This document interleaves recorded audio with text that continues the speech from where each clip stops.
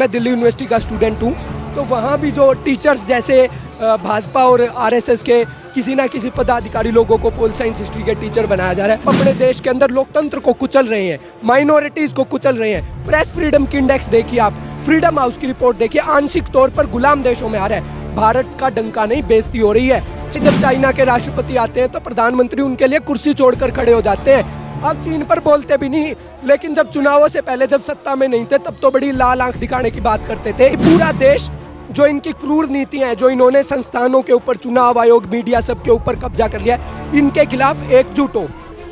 अब जनता को 2024 में सिर्फ वोट नहीं डालना है, अपना वोट अपनी जगह तक पहुंचाना है। वर्ल्ड बैंक की रिपोर्ट आती है, पूरी दुनिया में सबसे ज्यादा बेरोजगारी रेट 28% के साथ भारत के अंदर है। कहना पुलिस के गुंडे लोगों को वोट नहीं डालने देते, 35% वोटिंग हुई। बताइए आप किस चुनाव के अंदर 35% वोटिंग होती है?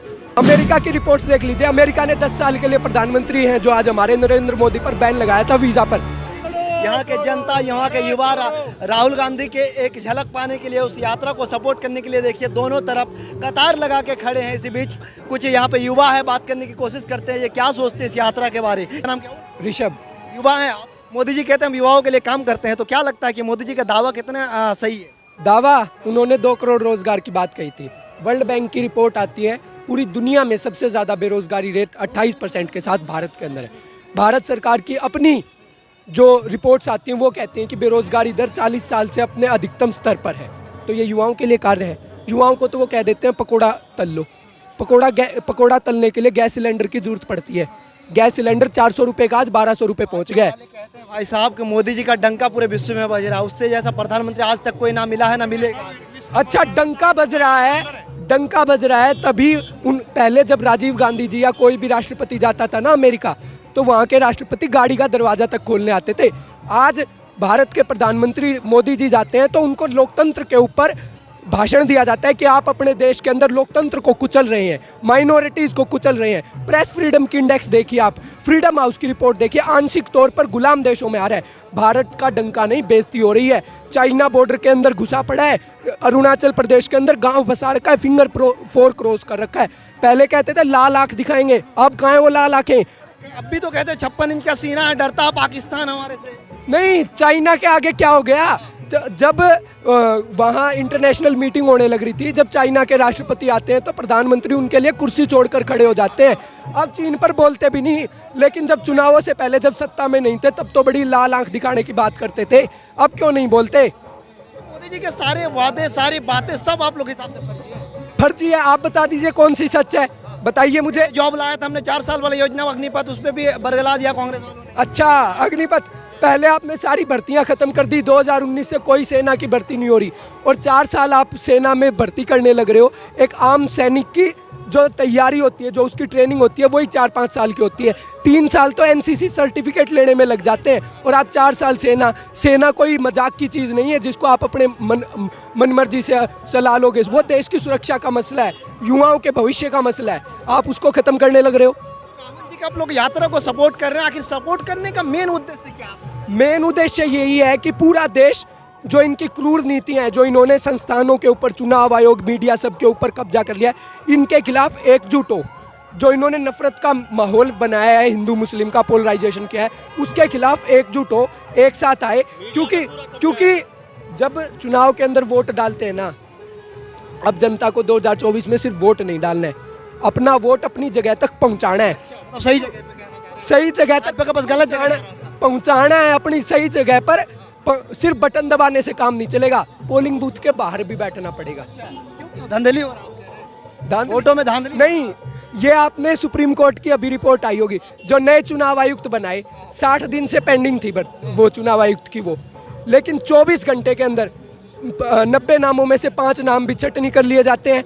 उनमें से फिर जो प्रधानमंत्री एक को रिकमेंड भी कर देते हैं, राष्ट्रपति उस पर सिग्नेचर भी कर देते हैं, और वो पूर्व आईएएस जो प्रधानमंत्री जिस टाइम थे उसी काडर के, जिस समय वो गुजरात के मुख्यमंत्री थे उसी काडर से आते हैं। प्रधानमंत्री के बिल्कुल क्लोज आदमी को 24 घंटे के अंदर अंदर 24 घंटे में तो कोई फाइल यहाँ से वहाँ नहीं होती, पूरा प्रोसेस पूरा करके उसको चुनाव आयुक्त नियुक्त कर दिया गया और एक चुनाव आयुक्त को राज्यपाल का दर्जा दिया जाता है। सुप्रीम कोर्ट के जज रंजन गोगोई को राज्यसभा की सीट दी जाती है।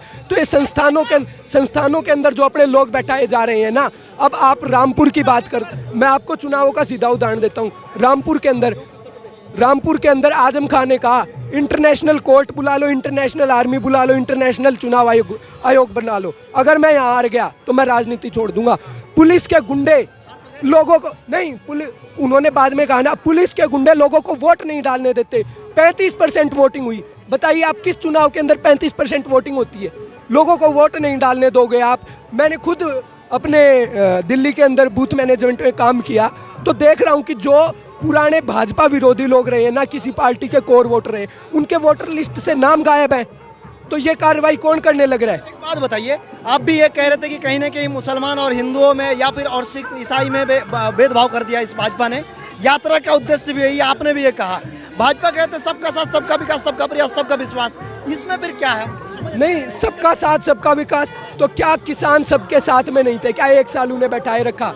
700 किसान शहीद कर दिए, लखीमपुर खीरी के अंदर गाड़ियां चढ़ा दी। क्या उन वो किसानों में नहीं आते? जो युवा बेरोजगार हैं वो क्या वो उन सब में नहीं आते?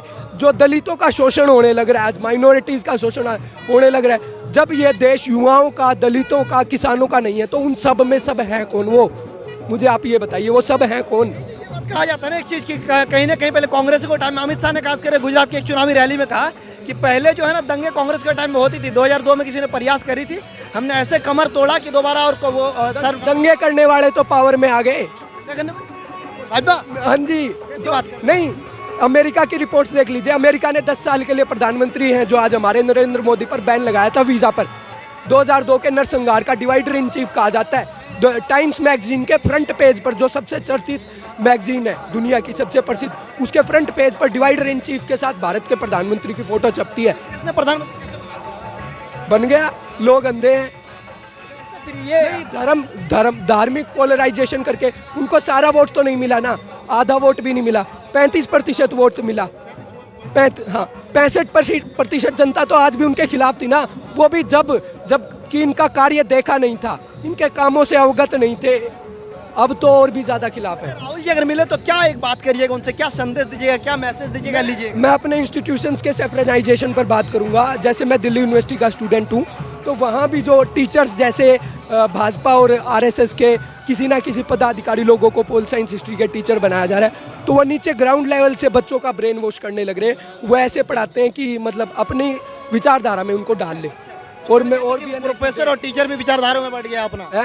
प्रोफेसर और टीचर भी अपना, टीचर उन्हीं लोगों को बनाया जा रहा है जो उनकी विचारधारा से जुड़े हैं। जानबूझ करके यूनिवर्सिटियों को खत्म किया जा रहा है।